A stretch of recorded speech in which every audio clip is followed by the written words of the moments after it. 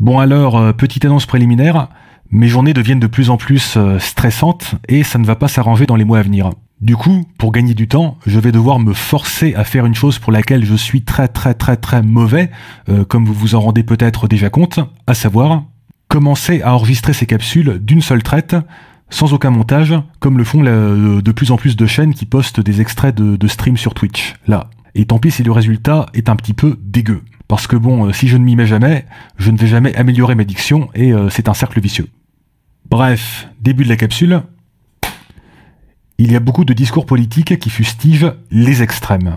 Par exemple, récemment, le maire de Saint-Brévin avait vu son domicile incendié parce qu'il voulait ouvrir un centre d'accueil de réfugiés. Suite à quoi, le gouvernement s'est empressé de condamner les extrêmes. Oui, donc d'un côté, des gens qui essayent de tuer un maire pro-réfugié, et de l'autre, des gens qui cassent des vitrines dans des manifs. Ouais, donc les deux faces d'une même pièce, le yin et le yang, hashtag à méditer. Bon, ça, c'est le cas le plus classique, qui consiste à renvoyer dos à dos l'extrême droite et l'extrême gauche, mais on peut retrouver le même discours sur d'autres axes de polarisation. Mais est-ce bien pertinent de condamner l'extrémisme en général, ou bien la radicalité en général ? Par exemple, si, comme moi, vous avez reçu environ 50 doses de vaccin Covid, vous n'allez pas vous considérer comme un extrémiste, juste comme une personne qui suit les recommandations de santé de la communauté scientifique.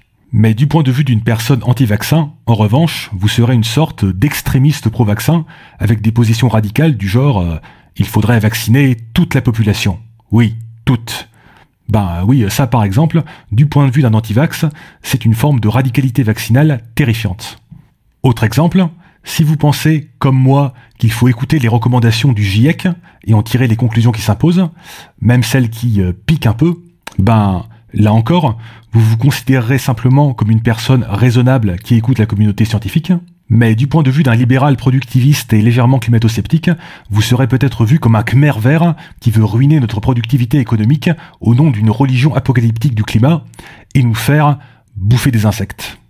Autre exemple encore, si vous êtes pas comme moi cette fois-ci d'accord avec les politiques néolibérales d'Emmanuel Macron, vous vous considérerez sans doute comme quelqu'un qui fait simplement preuve de bon sens économique, de sérieux économique.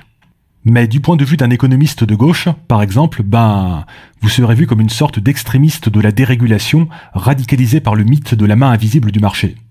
Et, bien entendu, tous ces exemples pourraient être inversés. Bref, tout ça pour illustrer une chose assez évidente, mais pas évidente pour tout le monde apparemment. Parler d'extrémisme ou de radicalité, ça n'a de sens que par rapport à une certaine orientation politique. Extrême gauche, extrême droite, radicalisme écologique, radicalisme productiviste. Ça n'a pas de sens de critiquer l'extrémisme ou la radicalité dans l'absolu, indépendamment de tout contexte. Vous avez probablement des positions que vous considérez comme parfaitement raisonnables sur certains sujets et que d'autres personnes considèrent comme dangereusement radicales. Et ça n'a rien d'incohérent, c'est juste une question de point de vue.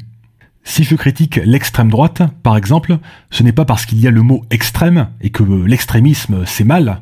Non, c'est parce que cet extrémisme-là pointe dans une direction que je ne trouve pas très sympathique. Et lorsqu'on parle de lutter contre la radicalisation en ligne, par exemple, le sous-entendu, ici, c'est qu'on est déjà d'accord sur quel type de radicalisation sont néfastes. Et donc, le débat ne porte que sur la manière d'y parvenir. Mais lorsqu'on dit ça, il faut garder à l'esprit que c'est un raccourci, et que le problème, ce n'est jamais la radicalité en soi, mais la radicalité dans certaines directions que nous jugeons néfastes. D'ailleurs, vouloir déradicaliser toutes les formes de radicalité, n'est-ce pas un peu radical ? N'hésitez pas à dire ce que vous en pensez en commentaire.